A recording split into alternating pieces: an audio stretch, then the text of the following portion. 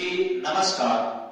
आते हैं हम लोग राष्ट्रगान के बारे में कुछ महत्वपूर्ण सामान्य अध्ययन से संबंधित जानकारी लेने के लिए।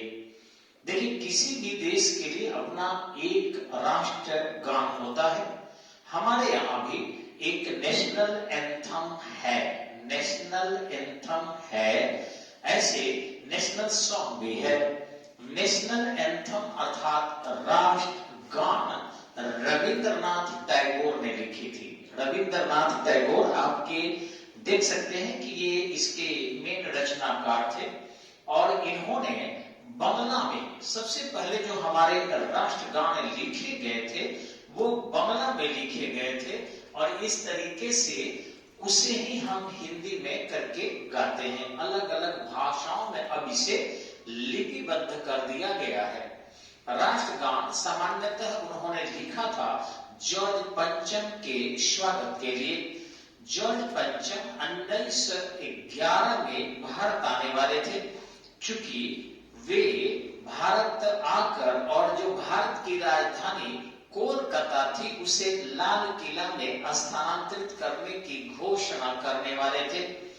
12/11 को यानी 12 दिसंबर 1911 को वे लाल किला पर आए और इस तरीके से उन्होंने पश्चिम बंगाल का जो विभाजन हुआ था उस विभाजन को रद्द किया और फिर बंगाल से बिहार और उड़ीसा को अलग किया था। लेकिन आपको आगे जानकर आश्चर्य होगा कि राष्ट्रगान उस समय तक लिखा गया था, लेकिन राष्ट्रगान 27 दिसंबर 1911 को यहाँ देखेंगे है कोलकाता में कांग्रेस के अधिवेशन में सबसे पहले गाया गया था। कांग्रेस के कोलकाता अधिवेशन में सबसे पहले, हालांकि वंदे मातरम भी 1896 में कोलकाता अधिवेशन में गाया गया था, हालांकि वो नेशनल सॉन्ग है। हम नेशनल एंथम की बात कर रहे हैं।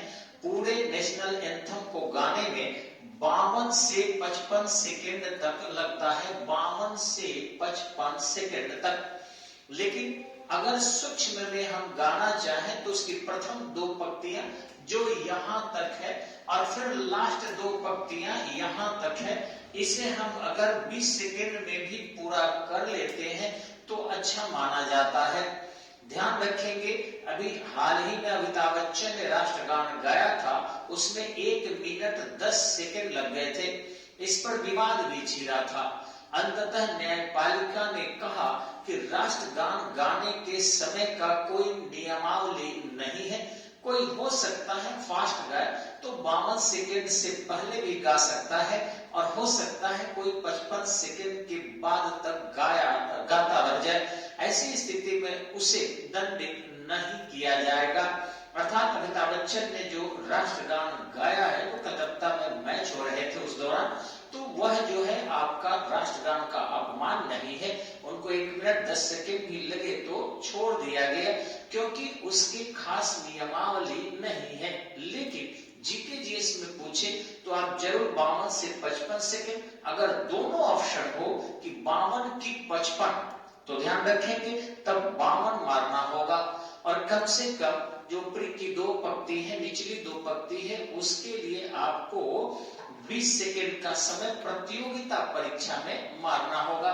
हालांकि ब्रिटेन में सबसे पहले 1825 में गॉड सेव द क्वीन, 1825 में गॉड सेव द क्वीन यह राष्ट्रगान वहां का बना था और भारत में ये लिखा गया था 1911 में।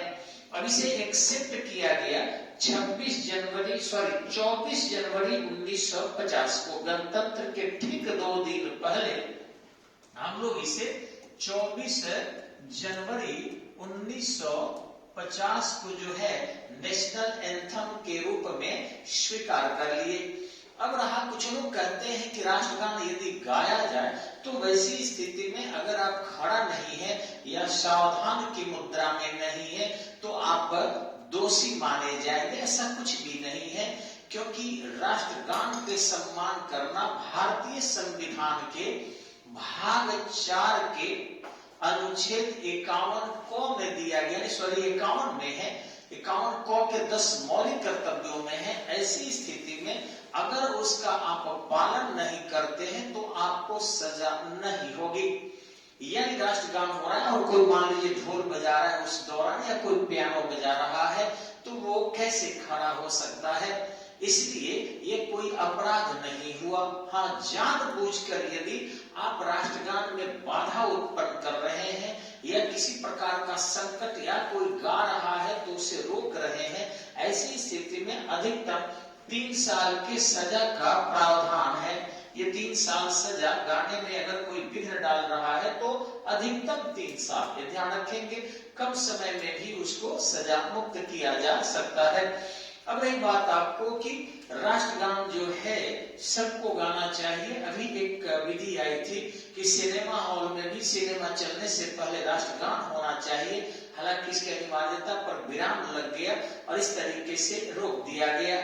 यूनिवर्सिटी में भी था कि झंडा फहराना चाहिए। जब स्मृति ईरानी शिक्षा मंत्री थी, मानव संसाधन विकास मंत्री, ये भी कोई बाध्यता नहीं है। झंडा तोलन करना जो है सरकारी कर्मचारियों के लिए अनिवार्य बनाया जाता है, लेकिन बाध्यता नहीं होती है, ये हमेशा ध्यान रखना चाहिए। राष्ट्रगान एक जो है सम्मान है देश का, और ऐसी स्थिति में हमारे महामहिम राष्ट्रपति की उपस्थिति हो, उनके संबोधन हो, 26 जनवरी 15 अगस्त के पहले जस्ट रेडियो से संबोधन हो, यदि वो कहीं आए हैं और वहां से जा रहे हैं वैसी स्थिति में हो तो राष्ट्रगान गाया जाता है।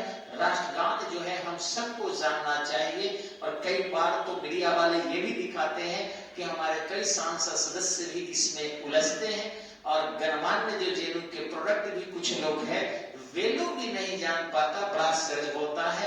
ये जरूर ही जानना चाहिए और हर को गाना चाहिए, क्योंकि Madhya Pradesh public service commission ने एक बार साक्षात्कार में ही पूछ दिया था, क्या आपको राष्ट्रगान आता है? लड़के ने कहा बिल्कुल, और फिर उन्होंने कहा गाइए। लड़का जो है गाना बैठे बैठे शुरू कर दिया और फिर वो इंटरव्यू असफल हो गया। ठीक दूसरा लड़का जब पूछ के आया कि क्या बात है, तो उसने जो है तैयारी कर आया, यानी माइंड बना लिया कि हमें जो है क्या करना है।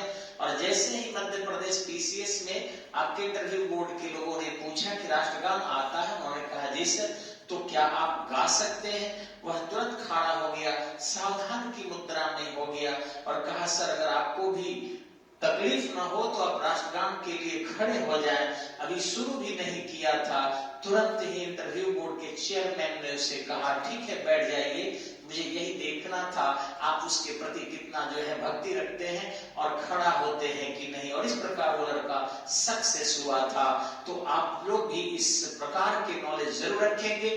धन्यवाद, नमस्कार, जय हिंद।